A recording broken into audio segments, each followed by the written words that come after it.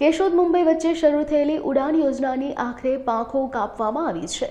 મુંબઈ કેશોદ વચ્ચે અઠવાડિયામાં 4 દિવસ ઉડાન ભરતા વિમાનની સેવા 1 એપ્રિલથી બંધ કરી દેવામાં આવી છે, જેના કારણે દૈનિક મુસાફરી કરતા પ્રવાસીઓમાં ભારે રોષ જોવા મળી રહ્યો છે।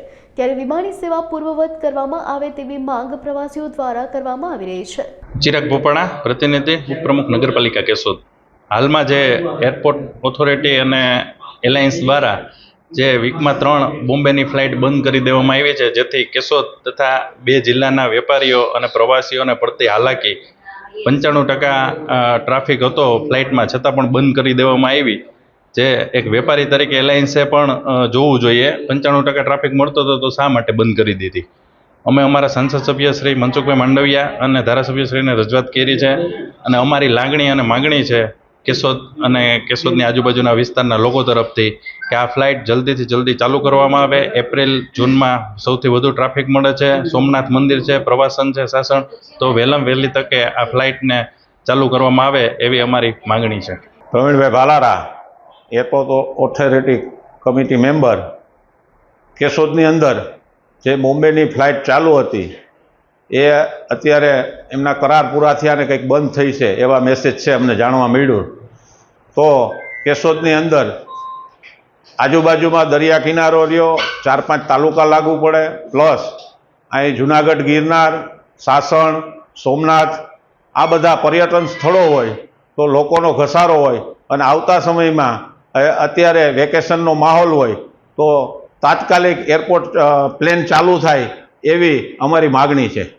હું Rameshbhai Patodia from ocean air travels Keshod.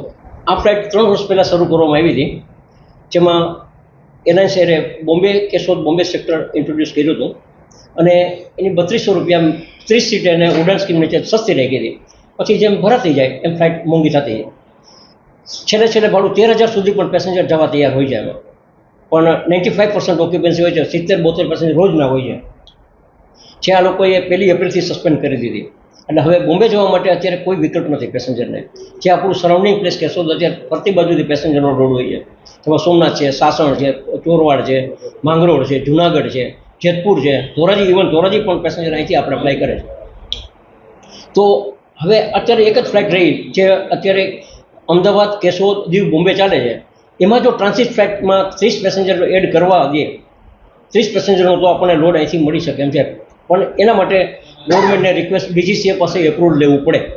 Airlines પ્રયત્ન કરે છે, અત્યારે જો મળી જાય તો આપણને 30 પેસેન્જરનો બોમ્બે માટેનો આપણને લોડ મળી શકે એમ છે। ના, એ તો સ્પેસ હતી એની પાસે, એને સ્લોટ મળ્યો ને તો એ લોકો વધારે, પેસેન્જર તો ફૂલ છે, સવાલ નથી, તો કોઈ પણ ટ્રાફિકનો રૂટ તો ગમે તે આપણને મળી શકે એમ છે। એની પાસે એરક્રાફ્ટ નથી, એમ કહે છે કે સ્પેસ નથી, બીજા સેક્ટર એને નવા ચાલુ કરે તો એની પાસે સ્પેસ નથી, ચાલુ કરી શકે એમાં વાંધો નથી।